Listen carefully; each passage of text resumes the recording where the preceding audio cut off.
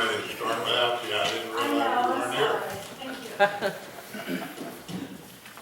All right, now we're here. So what I was starting to say was we're returning from an executive session again earlier this evening. Any action of the council as a result of the executive session, Mr. Rumlow?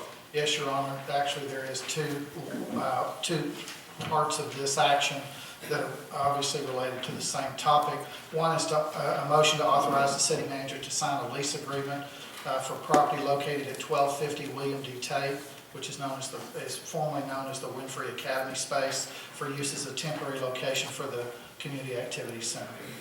I'd make the motion that we authorize the city manager to enter into such agreement. Second. Okay. Any discussion? All in favor, all opposed, motion carries.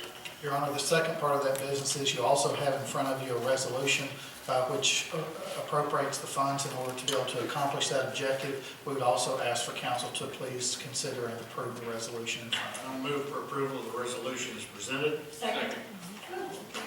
All in favor, all opposed, motion carries. That completes the executive session. We'll call the 7:30 meeting to order. As it arrives, Councilman Chris Coy will give the invocation, and Boy Scout Troop 928 will give the pledge of allegiance. Colors. Lord, thank you for bringing us all here safely this evening. We thank you for this city that we have the opportunity to live in and enjoy. We thank you for the blessings that you've bestowed on us, and we just pray that you'll be with us this evening and through the upcoming year, that you'll help us to make decisions that are best for the people that live and work here, and that you'll keep us all healthy and safe. Amen.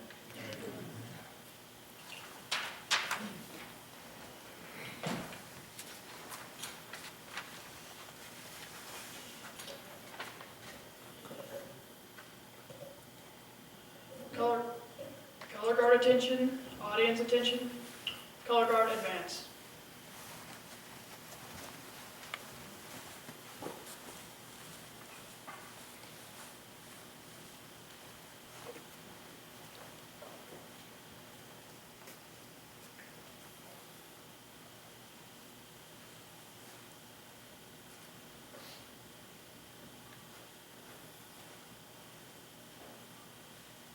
Color guard, prepare to post the colors.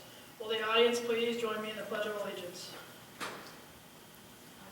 Allegiance to the flag of the United States of America and to the republic for which it stands, one nation, under God, indivisible, with liberty and justice for all. 2. Post the colors. Color guard, return to post.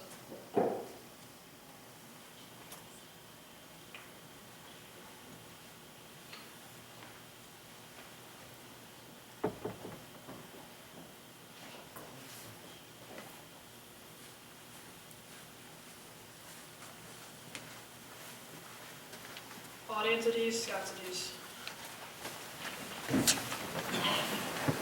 Thank you very much. That was nicely done. Appreciate it very much. Do we have any citizens' comments tonight? Yes, sir. Carl Young, 4113 Meadow Drive.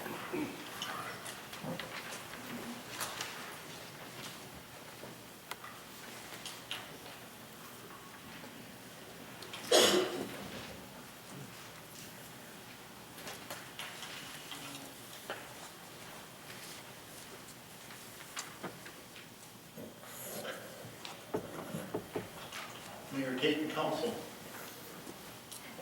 Earlier this evening, something happened, and just now something else happened that I'm confused about as a citizen.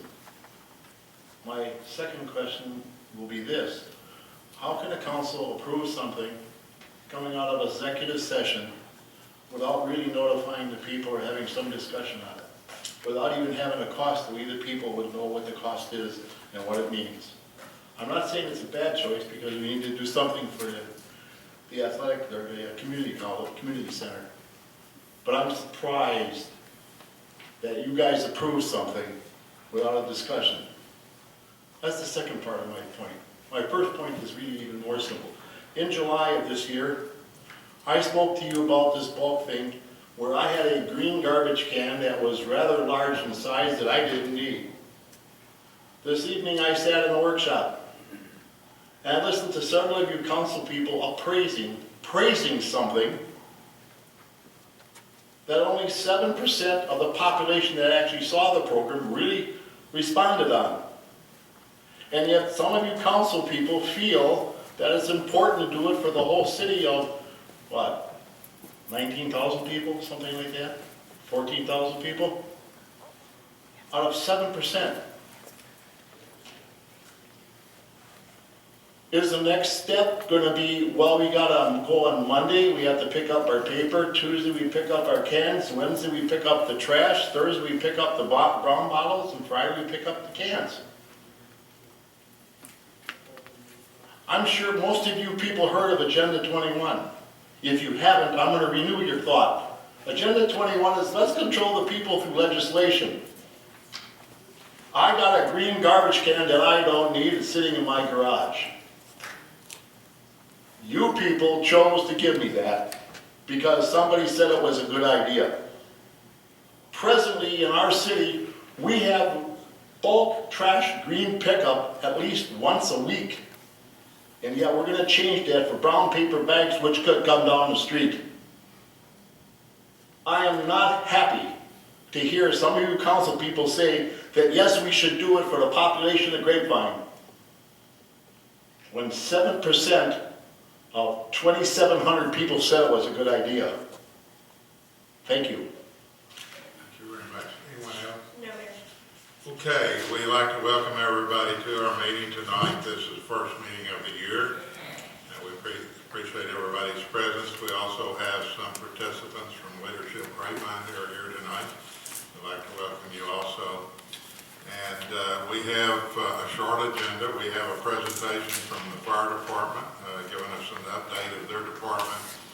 We have an interlocal agreement to consider on park and recreation facilities, and then we have a consent agenda that we'll take up at that time.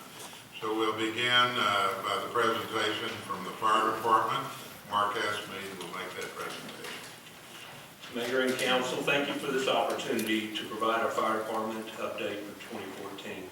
This year we will primarily focus on the subject of emergency medical services. Tonight's presentation will be in three parts, beginning with my overview of fiscal year 12-13, and then Deputy Chief Darrell Brown will provide information about emergency medical services and future considerations, and finally Chief Bass will close with summary remarks. For the last fiscal year, our fire apparatus responded to 5,156 incidents. Our ambulance responded to 3,549 calls for service. And of those incidents, we transported approximately 2,500 people, with 2,100 of those being delivered to Baylor Grapevine. Our response time to emergency incidents was an average of 4 minutes 50 seconds, which is 5% reduction from last year. And the revenue produced by our ambulance service was $1.4 million. I would like to provide a better qualitative picture of what our personnel do on a regular basis. Our patients included 1,100 medical emergencies, over 500 motor vehicle accidents, 200 patients with cardiac problems, with 27 of those being in cardiac arrest, 134 injured persons, 50 diabetic emergencies, 28 assaults, 26 suicide attempts, 24 allergic reactions, and 4 gunshot wounds. Our firefighters are called to assist our most vulnerable population. Last year they treated patients from 10 days old to 112 years old. Over 500 of our patients were over the age of 80 and 500 were under the age of 14. Our firefighters become our resident experts on everything from whooping cough to water heaters. As for the visitors that come to Grapevine, we enjoy being part of such an excellent team of city departments that make this city great. As the CDB brings them here, we in public safety are ready to serve them as required. Half of the 3,500 patients that we treated last year were not Grapevine residents. They came from 35 different states and several different countries. Every hotel in Grapevine required the assistance of the fire department at some point in time. Between all the hotels combined, over 150 patients were treated by Grapevine Fire Department paramedics. We responded to 64 Grapevine residents, over 300 local businesses, and 23 of our entertainment venues. Our paramedics treated 85 persons at the mall, 50 people in historic Grapevine, and another 50 around the lake. We respect the fact that we may be the only contact these visitors have with city employees when in Grapevine. We honor the need to represent the city in a professional and hospitable way. Our emergency medical services are governed by the Department of State Health Services, the Drug Enforcement Agency, and the Office of the Inspector General. The Department of State Health Services are the ones who license our licensing agent, and they provide our continuing education, our ambulance licensing, our certification renewal for our EMTs and paramedics. The DEA has recently cracked down on the narcotics that we use to care for these people and other reportable drugs.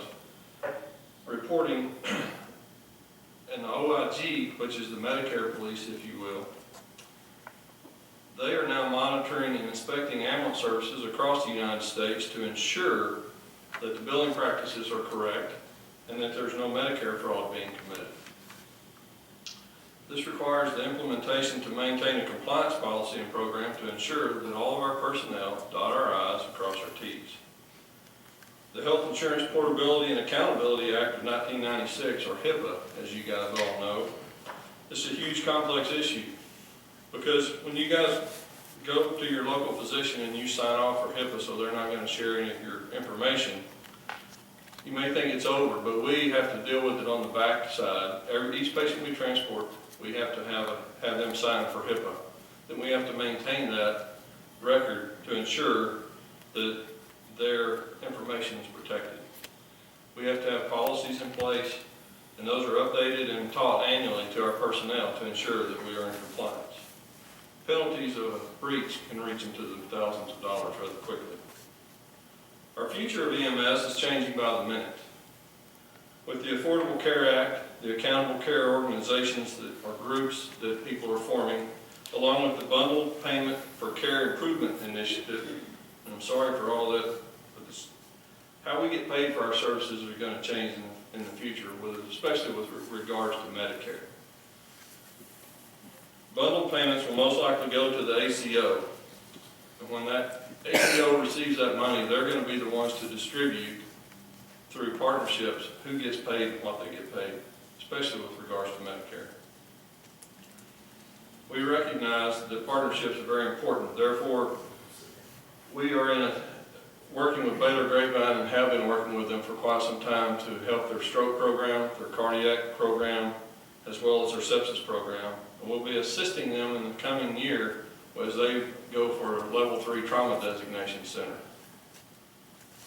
Community paramedicine is also a buzzword that you're likely to have heard or may have heard about. It's making its way around the nation. This is an extension of our fire department where we work with people like Baylor Grapevine to where we help curb their 30-day readmission rate because they get penalized when people go back within 30 days. Another form of community paramedicine would be to go, when people are discharged from the hospital, we go to their home and we make sure they have correct medications. So when we make sure their home is safe so that they don't trip and fall or they have their medications, statistics prove that that helps tremendously with maintaining them to recover. Additionally, community paramedicine is us calling on our frequent flyers. Those people who we make several calls to their home, because we go and we found history shown they don't really need 911, but they need somebody to listen to them, or they need a taxi, or they need their medications filled, or they need just somebody to talk to hold their hand. So community paramedicine is a way to combat that. And finally, with community paramedicine, other aspects are hospice intervention. We partner with hospice companies who have people in our town, and we're the go-between. We're already in the community, and when that hospice nurse is 2 hours away and somebody's having a problem, we go and respond and we stay there with that patient. And in the end, we help keep them from revocating their hospice by going back to the hospital. So therefore, we get paid for helping them keep their wishes. The future of EMS and Grapevine is going to change. We must be ready on the proactive side rather than being told what we have to do. All of this does not happen without the proper staff to manage these changes. Thank you.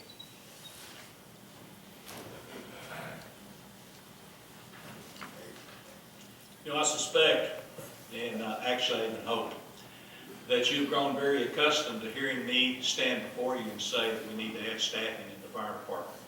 And we very much do need to add staffing in the fire department, various areas of the department. And just as I've mentioned to you in several other presentations, but also as was borne out in the staffing study, the citywide staffing study that was conducted and presented to you last year. Now, as we continue out of the recession and as we continue to improve economically, nationally, as well as locally, I think it's important that we focus our needs, our staffing needs, in a way that perhaps we've been unable to do in the past few years. Tonight we're highlighting the EMS component of the department. And we're doing that for a couple of reasons. First of all, we're doing that because it represents approximately 70% of the emergency activity of the Grapevine Fire Department. And that percentage is increasing. It also represents probably even more of that of our daily routine activities such as training, the management focus of the department, our ability or our opportunities and the ways that we do business within the department on a day in and day out basis, and the overall management function of the Grapevine Fire Department. But also because the area of EMS management is our most critical need for additional staffing. The City of Grapevine, under your leadership and vision, has been very successful in attracting new people, new events, new attractions, new businesses, and that is a very great success story to say the least. And that's not attributable to one department, and certainly not to one individual. It's attributable to the fact that we are a great team at the City of Grapevine, and that's part of what makes us a great city, to be totally honest. The fire department's primary part of this team is that we care for and we provide various types of services to these visitors, literally millions of visitors that come to this city, as you well know, on an annual basis, not to mention the 50,000 some odd residents that we have living here and the other people that simply are passing through on any given day. The only reason that we are here is to serve the people of Grapevine, the residents, the visitors, and again, those that are passing through. And we take this responsibility extremely seriously. And that's because public safety is extremely serious. The news of the day across the nation is so often filled with stories of tragic events such as mass shootings, public venue bombings, terrorism threats, and so much more that is becoming to be a part of our everyday life, unfortunately. The baby boomers, most of us, or many of us at any rate, are the largest population segment in the nation. And we're reaching retirement age, and we are needing more medical care, and certainly that includes more emergency medical care. We're building more senior adult care facilities, more and more. Again, that is occurring right here in Grapevine as well as it is regionally and elsewhere. And more people are moving to this state, more and more people are moving to this area, to this region. And while that's a very good thing, it brings the fact that more and more people are visiting, living in, and driving through, traveling through Grapevine than ever before. And it's important that we understand that it is people, and it's these demographics that I mentioned that drive the business of the emergency medical service and public safety in general. And we're continuously seeing more and more, and our EMS demands are increasing more and more, almost by the day. And we will continue to see this same trend, I assume, in the foreseeable future, if not for most of our lifetime. And I say all this to emphasize that EMS needs, that our EMS is a need. In fact, the fire services of this city are not going to stay the same in terms of service demands, size, delivery models, or the expectations of the public. We must not only be able to meet the demands that growth and change and external influences and community expectations have already placed on the city, but also those that will continue to come and will grow in the future. In fact, I will tell you that in the fire department, in some areas, our ship is springing leaks, and we're running out of fingers to put in the holes. The last time the fire department added operational personnel was 10 years ago, and I mean firefighters and EMS responders. And since that time, we have added over 10 million square feet of commercial property in Grapevine. 11 apartment complexes, many of which are 3 or more stories tall. Over 2,500 hotel rooms, 15 high-rise buildings, meaning 4 floors or more. We have also added approximately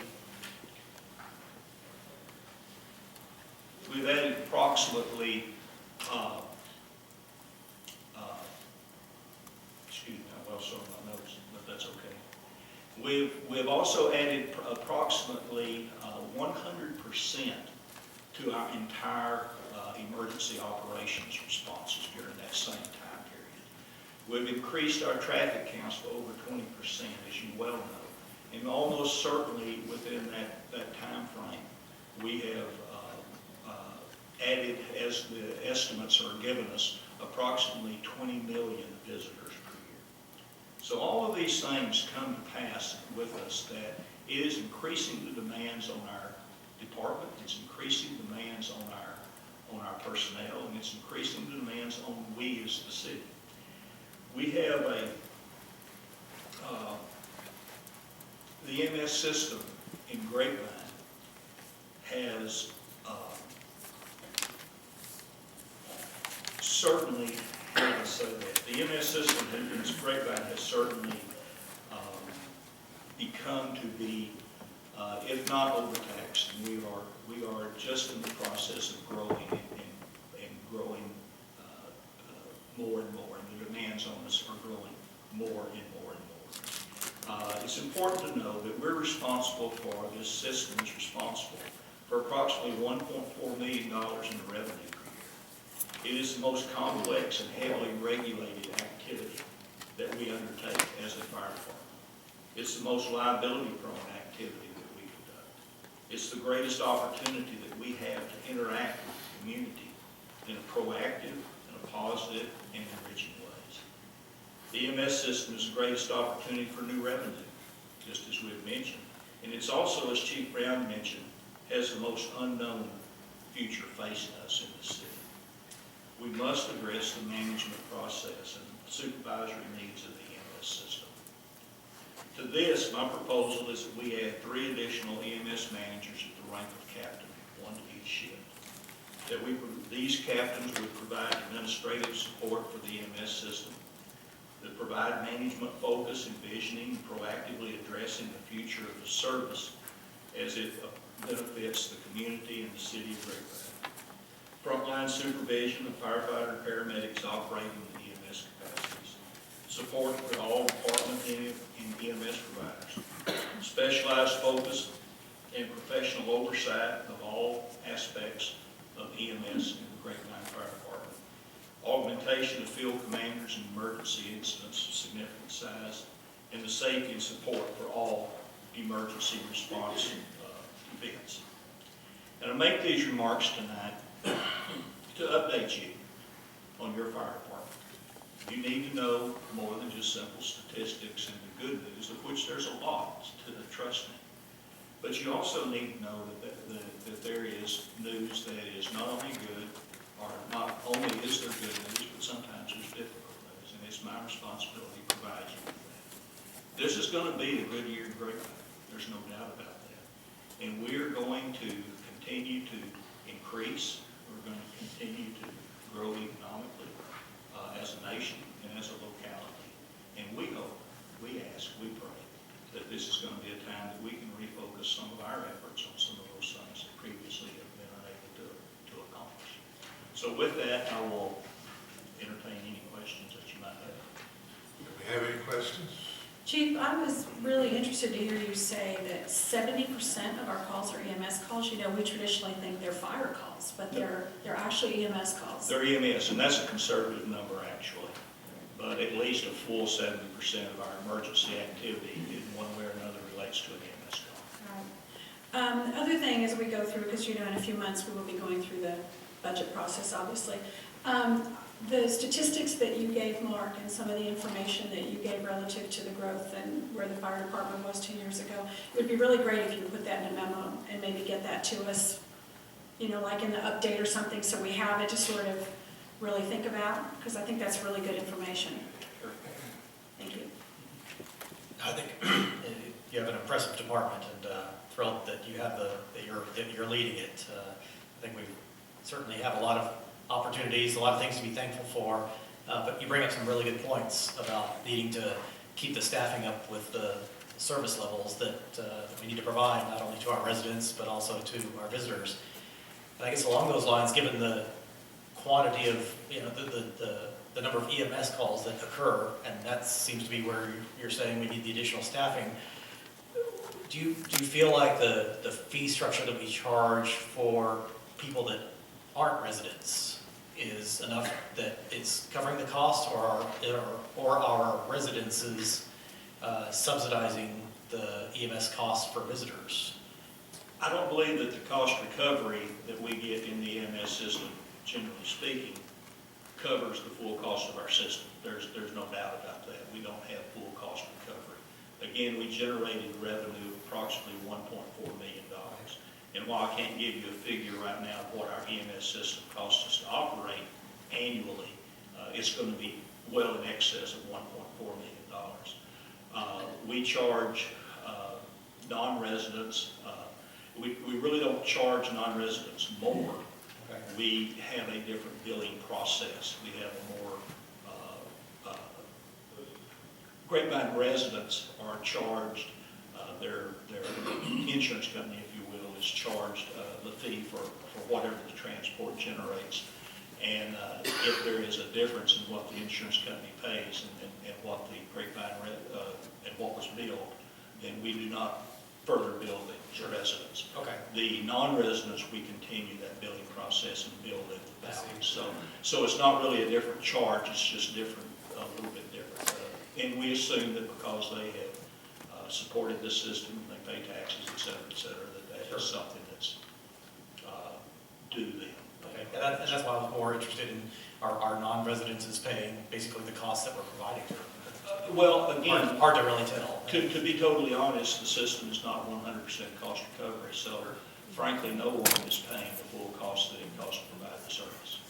Well, and what I want to remind, especially since we have a pretty good audience tonight, we didn't have this at all before Chief Bass came here. I mean, we weren't generating this revenue and getting any of this before. So to have the fire department actually be generating some revenue for the cost of services that you have to provide anyway has been a really great addition that you've provided this community, Chief. Thank you, Chief, for the detailed breakdown you gave us tonight. Yes, sir. Chief, Thank you very much for your report. I appreciate what our EMS system and operators are doing for the city of Grapevine and so forth. In the completion of the Connector project, have we seen any downturn in calls relative to highway construction? You know, we've been looking at that, trying to determine. I think indeed our numbers are going down somewhat, perhaps gradually, and really because the completion is just a few months old now at best. It's very difficult to determine. There's not just an overnight change in that because people are still, I believe, finding their way even in the completed sections. They're still finding their way, and they're obviously continuing to bump into each other with pretty good frequency out there. But I think we will see clearly some difference in the frequency. What we fear, in all honesty, is that some of the severities of the accidents will become somewhat greater just because of the increased speeds and the fact that the ones that do occur frequently are occurring at a higher speed than when they were more or less gridlocked. So those things are still yet to be determined. Going back to your request and the discussion about adding 3 captains, 1 per ship, and that's more important than adding 3 paramedics. Well, for right now it is. And one of the reasons, and I didn't mention this, but one of the reasons that, one of the things we have to understand is that we've been in the EMS business in Grapevine for 35 years, or over 35 years actually. And never in that 35-year time has there been a focused EMS management position in the fire department to manage the EMS. It has always been just an adjunct management function of the department in general. And that, so effectively what we're saying is that we have the same management structure in place that we had in 1970, or mid-1970s. And no one can say that the system is the same as it was in 1970, obviously. So what we lack now is any focused, specialized management over the EMS system.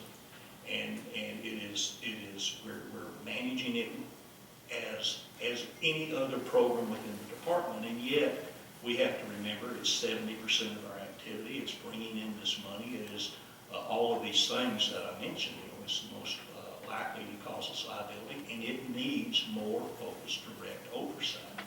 Not only that, because of what the futures bring, that we can't focus on totally and still do everything that we do. Regulatory issues, the complexity of the system in general brings those things about. So that's why we say now that we have got to turn and address the management capacity of the system. And certainly we are going to need to add additional firefighters and paramedics, which are one and the same.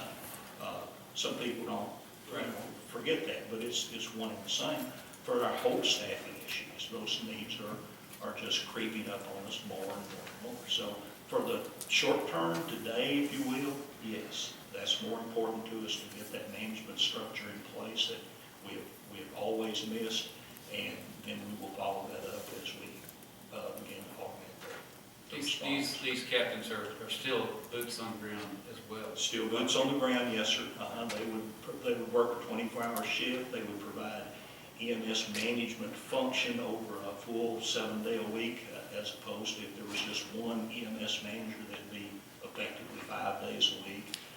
They would use the bulk of their daytime hours to do administrative type work, but they also augment the emergency response aspect of the day, give frontline supervision to paramedics, and a host of other things that we'd certainly spell out in greater detail, but it serves various purposes, the first of which is more directed in this meeting. I thank you. Thank you, Chief. Yes, sir. Any other questions? Apparently not. Thank you very much. Thanks, guys. All right. Next, we'll consider an addendum to the interlocal agreement with the Grapevine Independent School District relative to installation of park benches and playground equipment at the Grapevine Community Outreach Center. Chief Eddie Solomon is like the representative. Good evening, Mayor, members of the council. As you remember, back on September of 2009, you approved a memorandum of understanding with Grapevine Colorado Independent School District for the creation of the Community Outreach Center on Mustang Drive.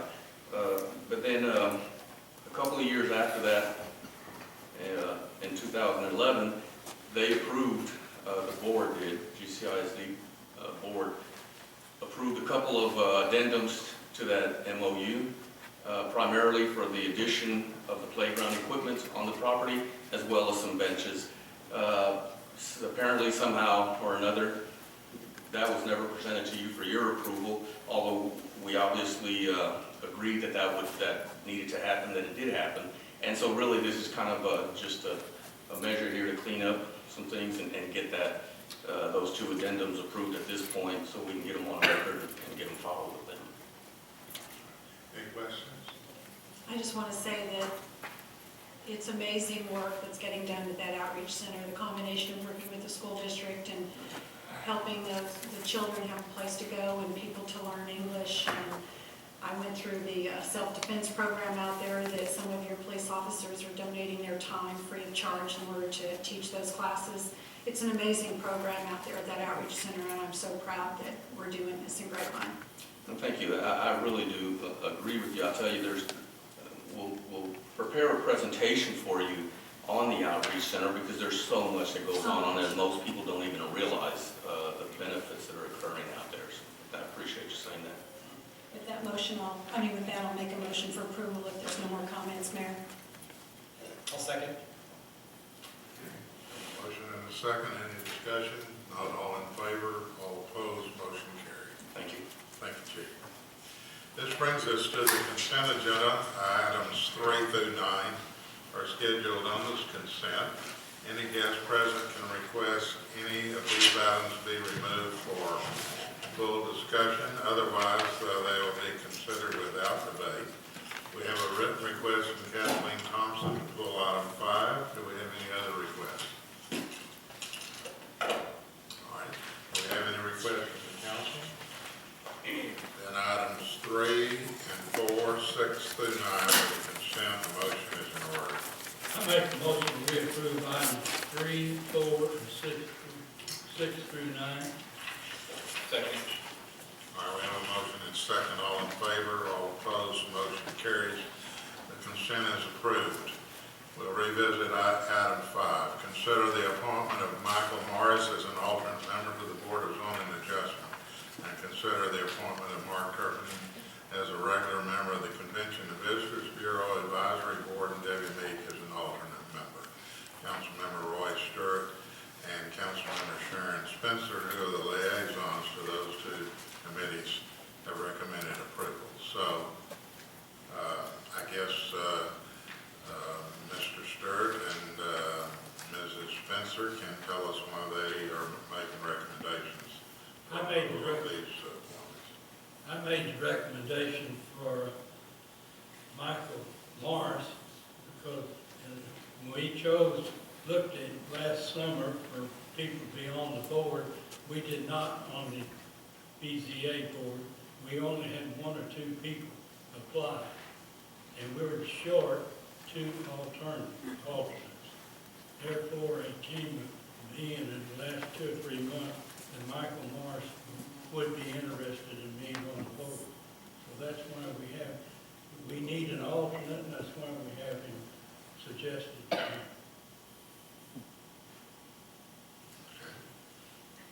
The appointments to the CBB board are to fill the unexpired term of Dennis Roberts, who died in October. And so Mark Turpin is an existing member as an alternate. He was moving to a regular member, and Debbie Meek will be the alternate member in Mr. Turpin's place. And I would move that those individuals be appointed to those respective places. Do we have any questions from the council? Do we have any other nominees to consider? All right. A motion would be in order. Mayor, I made the motion for those appointments. I'll second. Motion and second. Any discussion? Not all in favor, all opposed, motion carries. Item 5 is complete, and that completes our agenda. Thank you for being with us tonight. You'll return at a later council meeting. Be a part of your government. Thank you very much. A motion to adjourn is in order. We adjourn. All in favor, all opposed,